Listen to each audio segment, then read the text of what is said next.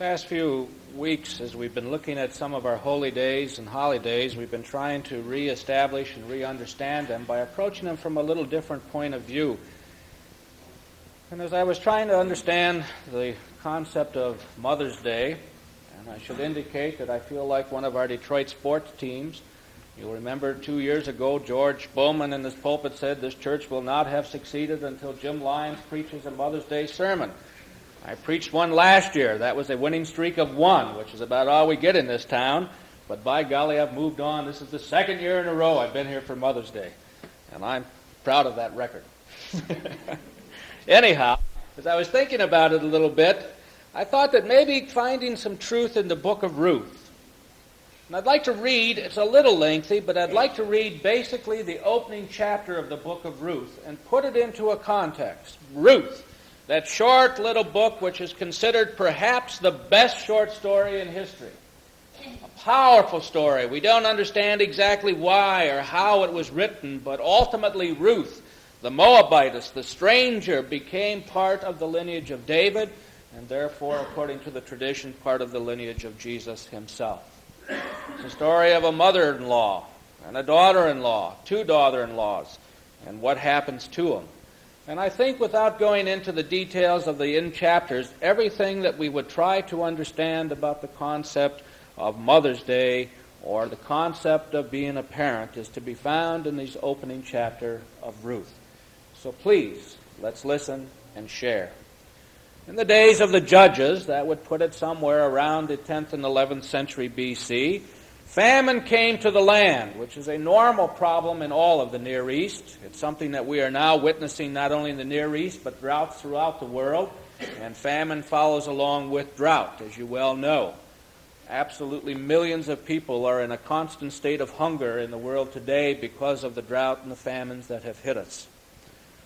What happens when famine comes in the ancient world? You didn't have the storehouses, you didn't have the communication systems to bring food in, and so they left. That's how the Jews got into Egypt, you'll remember, when famine came to the land, and they went to Egypt where there was plenty. So in the days of the judges, famine came to the land, and a certain man of Bethlehem of Judah, just south of Jerusalem, went, he, his wife, and 2 sons, to live in the country of Moab, across the river Jordan to the east. The man was called Elimelech. My God is king. And his wife Naomi means the pleasant one, the happy one, the joyous one.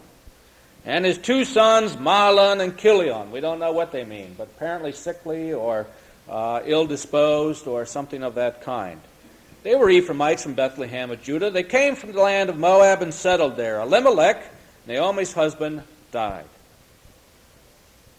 And she and her 2 sons were left.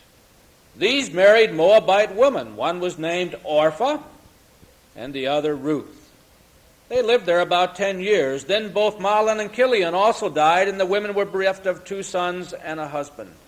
So she and her daughters-in-law prepared to return from the country of Moab, for she had heard that Yahweh, the God, had visited his people and given them food. So with her daughters-in-law, she came away from the place where she was living, and they took the road back to the land of Judah. Naomi said to her 2 daughters-in-law, go back, each of you, to her mother's house. May Yahweh be kind to you as you've been to those who have died and to me. Yahweh grant that you find rest, each of you in the house of a husband. And she kissed them. But they wept aloud and said to her, no, we will not go back. With you will go to your people. And Naomi said, you must return, my daughters. Why come with me? Am I any more sons in my wombs to make husbands for you? Remember, my daughters, go, for I am too old now to marry again. Even if I said there's still hope for me, even if I were to have a husband this night and bear sons, would you be prepared to wait until they were grown up? Would you refuse to marry for this? No, my daughters. I should then be deeply grieved for you, for the hand of Yahweh has been raised against me. And once more they started to weep aloud. Then Orpah kissed her mother-in-law and went back to her people, but Ruth clung to her. Naomi said to her, look, your sister-in-law has returned to her people and to her God. You must return too. Follow your sister-in-law. But Ruth said, Do not press me to leave you and to turn back from your company, for whither you go, I will go. You ever wonder where that came from and all the wedding music that you hear sung? Wherever you live, I will live. Your people shall be my people, your God, my God. Wherever you die, I will die, and there I will be buried. May Yahweh do this thing to me and more also, if even death should come between us. Seeing that she was determined to go with her, Naomi said no more. Who's the hero of the story? Huh? Who's the hero of the story? Come on. Get in on this a little bit. Ruth, somebody say? Why is Ruth the hero of the story? Because she stayed with her mother-in-law. She went off and she loved her and she clove to her. Is that a word? She cleaved to her. She stayed with her. She said, your people shall be my people, and so on and so forth, right? And every single one of you sitting here, if a daughter-in-law did that to you, would be crushed. It's Orpha who's the hero of the story according to us. She went back to her mother. But we skip that. We pass that on by and we say, oh no, it's the one who leaves her mother that's the hero, until it happens to us. Then see it all turn around. Why is it that Orpha, who was faithful to her family, who was faithful to her husband, who was faithful to her people, who was faithful to her God, who was faithful to her loving relationships, who was faithful and obeyed completely and 100% her mother-in-law, who told her to go back, was considered a villain. And Ruth, who broke ties with her God, who broke ties with her family, who broke ties with her country, who broke ties with everything that was dear, and disobeyed her mother-in-law, is held to be the hero. Now, if you can explain that little bit of history to me, I would be delighted to know it. Strange, isn't it? But you see, what happens is that oftentimes good stories don't reflect where we really are. Of course it's magnificent, the story, if you forget everybody else. It's magnificent to see Ruth doing all of this and reaching out. It's beautiful. It's poetic. Where you go, I will go is one of the most powerful statements in the world. It would be that husbands and wives, though it wasn't applied here, were able to truly grasp that. Not only in terms of a physical sense, if you move, I move. You go to Australia, I go to Australia, but in the more important spiritual, intellectual growth sense that where you go, I will go. Where you are, I will be. And in the spiritual sense, thy God shall be my God. It's a sermon in and of itself. But if we begin to look at this, then I think we can have some understanding of the totality of what it means to be a parent. And for that reason, I'd like to take this and grow out from it a little bit and begin to understand it in a very brief way. What does it mean to be a parent? And I think it's becoming increasingly clear over a period of time that we're not talking about motherhood as such any more than we talk on Father's Day about fatherhood, but we're talking about a relationship. I was late coming down to church today because I was watching my own program. Now, that's pretty good when you tape a program and get so interested in watching yourself that you don't leave. But I wasn't watching myself. I was watching these two priests. Did any of you see any of the opening of it? Yeah, it's interesting, wasn't it? Two priests, Catholic priests, one from right over here in Orchard Lake, St. Cyril and Methodius Seminary. I asked him if he ever gets called Methodist Seminary, and he said all the letters come through St. Cyril and Methodist Seminary. But it's Methodius. He's a Polish saint. And over here, the Reverend Tony Kosnick, and also a good friend of mine, Ron Moders from St. John's in Plymouth, talking about human sexuality. And my opening question to him was, what in the world are two priests doing talking about human sexuality? And with a twinkle in his eye, Ron Moders said, well, what do Baptists do talking about the evils of drink? See, you don't have to experience it to talk about it and to understand it. And then they went on and described that human sexuality was not always an act, but it was, in the best sense of the word, a relationship. That's why Jesus talks about lusting in his mind as a relationship.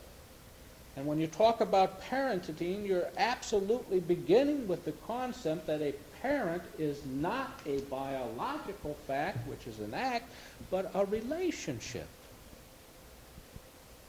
And that would be the first point. In a very real sense, Naomi, for whatever reasons, became relationally what we would call, quote, mother to Ruth. Does not mean that she loved her other daughter-in-law less or that there was less of a relationship there. It was a different relationship. But for some reason, Ruth and Naomi entered into a relationship that was not based upon biology, but was based upon what was happening. Now, I've already mentioned Debbie, and Archie, I forgive you. Archie called and asked me to give the opening invocation for the ceremony of the Special Olympics bowling at 8:30 in the morning. Now, anybody that knows me knows that Archie must have suffered the pangs of hell to even ask me that. There are some people that think 8 o'clock in the morning, like Lorna Richards, is time for dinner. But 8 o'clock in the morning is when the Lord and I say, okay, just a little bit more and we're okay. We're going to make it. Well, I got up due to a misunderstanding with my lovely wife at 7 in the morning to make it there at 8:30 and sat around looking and said, what do people do at this time of the day when you have to keep awake? But I got there promptly and found that I was involved in one of the most exciting things I've seen in a long time. Archie told Chris, tell Jim to look for me in a Pharaoh hat. And Chrissy wrote, what do you have to look for in a Pharaoh hat for? I said, I haven't got the foggiest idea, except when I got there, there's 600 kids, and every kid that is in the Junior Olympics has at least 3 adults with them, which meant there were about 2,500 people milling around, and I appreciated the Pharaoh hat. When it came by, I knew who it was, you see. And we had the opening, and it ran late, and it didn't matter. The kids were excited, and as I stood around watching what was going on, as all of these that we call handicapped kids were coming in to bowl, with mental and some with extreme physical problems, wheelchair kids who basically couldn't move, where they set up a platform and they put the bowling ball there and put their hand on it and let them just push it and it would roll down, and they participated actively in that event. And the enthusiasm, I began to look at it and begin to think about Mother's Day in a whole different sense. Because what was exciting about it was these kids are the most highly competitive kids I've ever seen without an ounce or a trace of bitterness. They love to win, but they don't like for somebody else to lose. They applaud when they somehow or another get all the pins down, but they applaud and scream just as much when somebody else does it. And as I was standing there was a spirit of conversation, and I was waiting for the time when Debbie was going to be able to bowl, and people came up and talked to me. I don't know why. Probably because I had a tie on, which was a rarity. Everybody else was relaxed. One woman said, you must be important.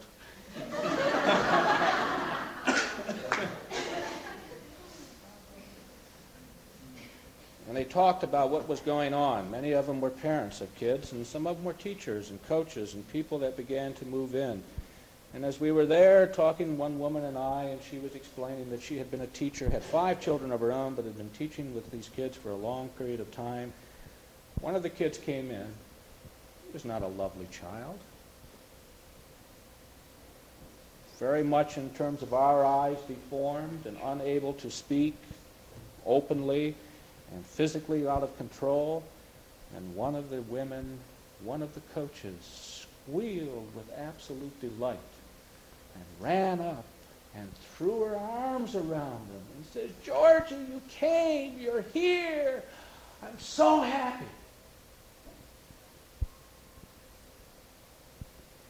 She said, a woman standing with me said, in all of the years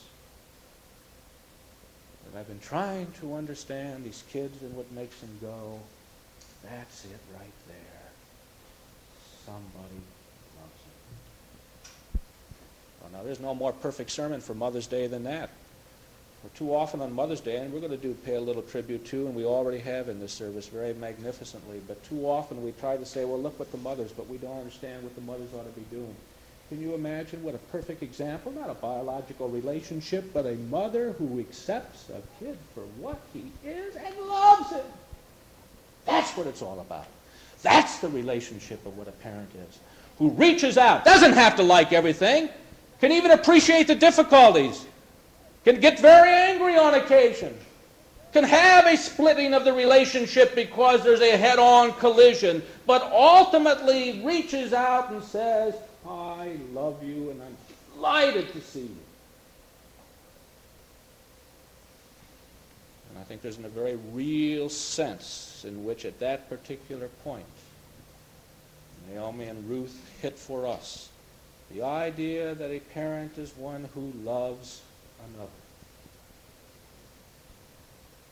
Seems to me then that it's not an act, but a relationship. Second thing is that good parents have to face something which is extremely difficult. They have to face the fact that their job is to get out of a job. Now, there are going to be some of you who say, you're just not old enough to realize this yet. Okay, I understand that. Because some of you are going to say, no, you really don't understand this yet. I'm willing to acknowledge that, but please don't write me off too quickly. American society faces one of the most tremendous problems of all time. That is that once something has been created, it can never be discreated. You know, we have agencies in government that basically should have gone out of existence years ago. But once you have an agency working in government and a committee formed and a head and a staff, you can't stop it. You know the man who sits in Washington listening to Beethoven because he has absolutely no job description, but his office had been created a number of years ago, and he has a secretary, and so he and the secretary sit there. He has nothing to do, no responsibilities whatsoever. And each year he tries to cancel the job out, and the government refuses, and so he receives his salary, the secretary receives his salary, and there is not a single thing that is to be done. Because it's easy to create jobs, it's difficult to cut back on them.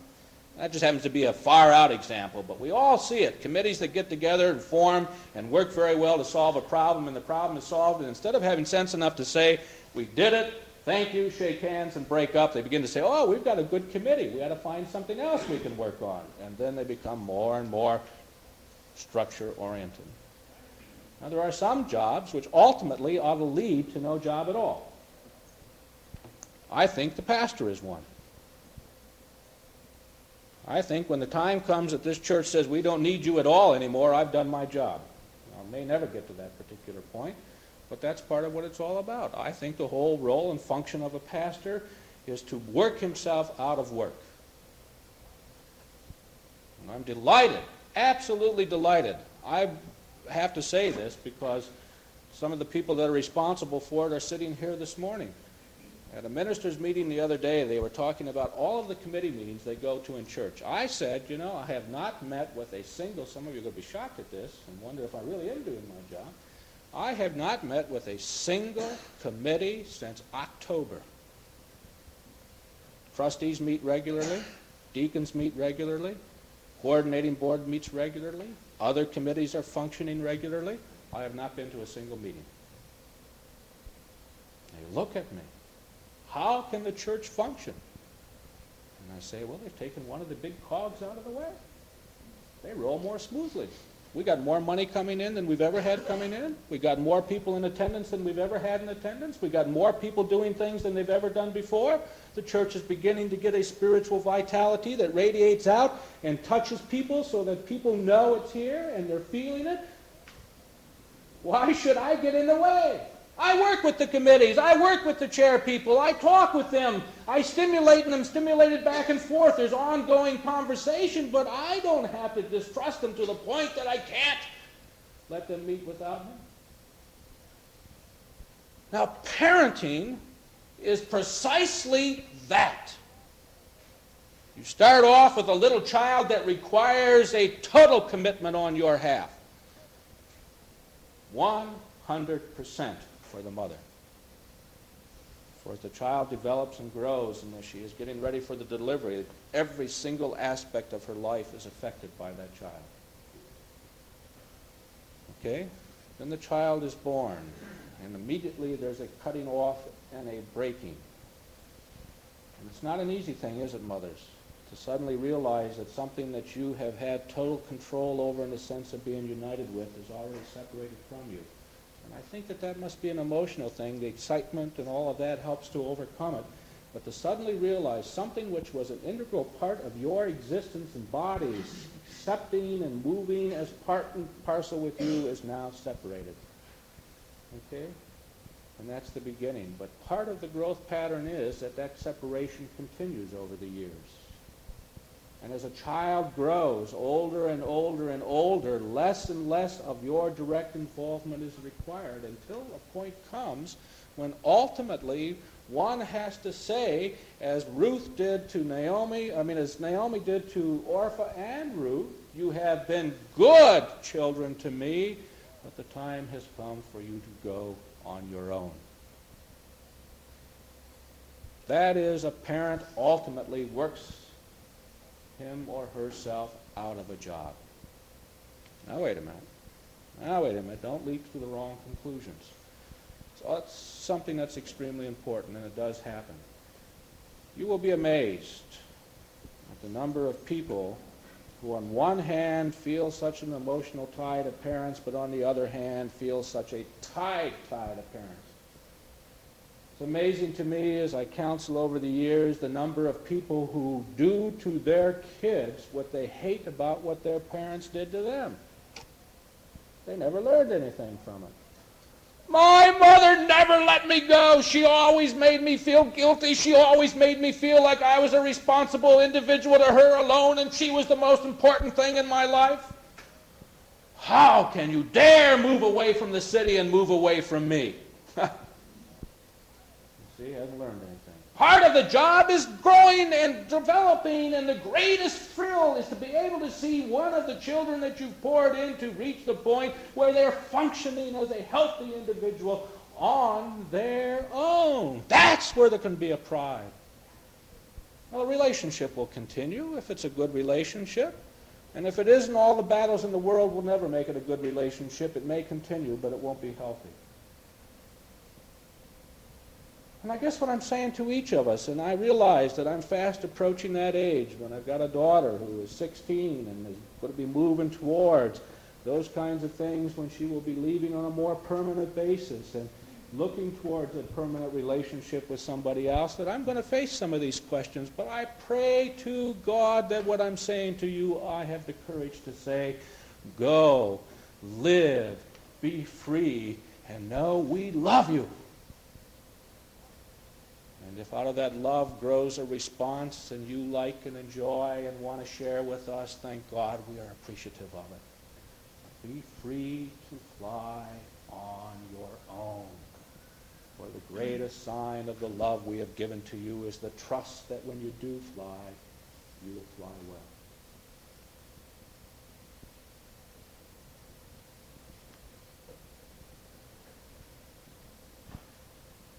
So I think as we begin to understand Ruth and Naomi, we understand that we deal with relationships. We understand that we deal with an opening.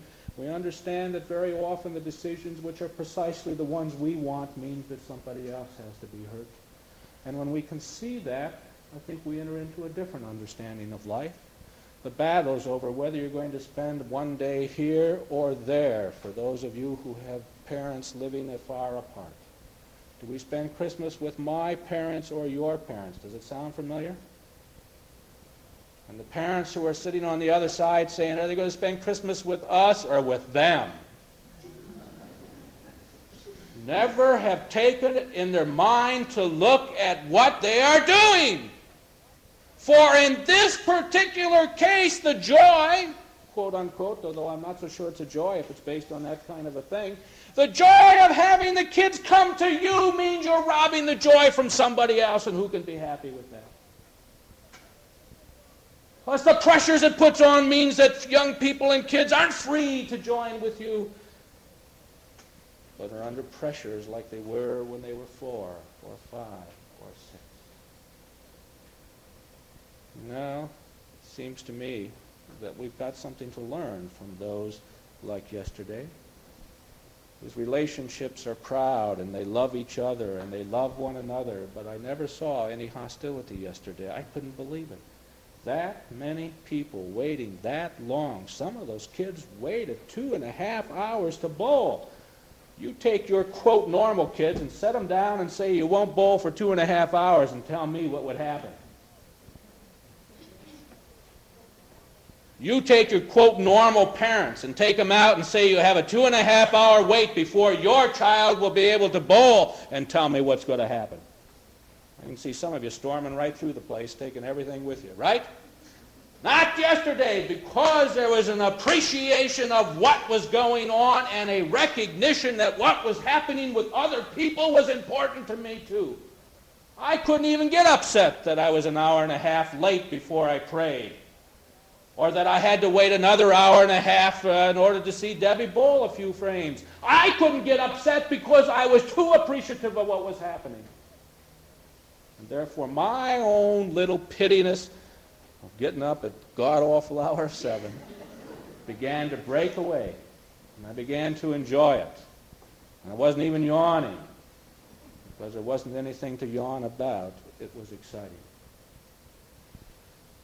Maybe on this Mother's Day, the kind of love that is assumed can be when we all do that.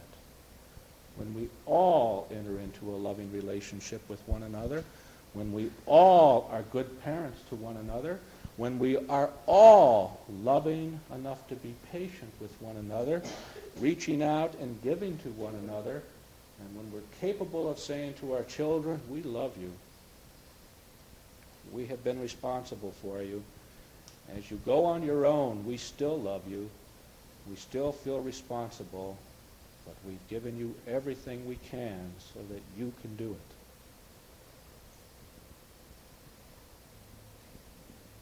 Isn't that exactly what God did when he loved the world?